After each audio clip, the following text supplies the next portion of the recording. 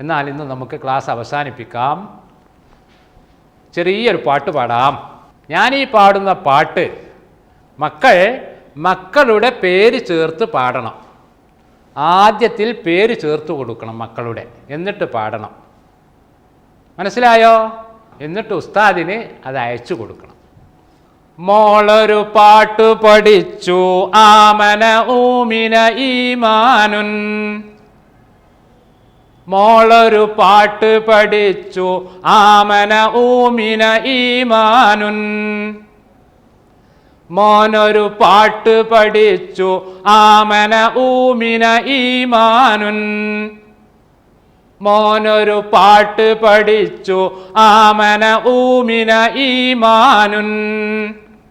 തുടക്കത്തിൽ മക്കളുടെ പേര് ചേർത്ത് പാടണം.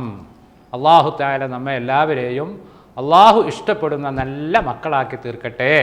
നമ്മെ എല്ലാവരെയും, നമ്മുടെ മാതാപിതാക്കളെയും ഉസ്താദുമാരെയും കുടുംബങ്ങളെയും ഒക്കെ അല്ലാഹു തആല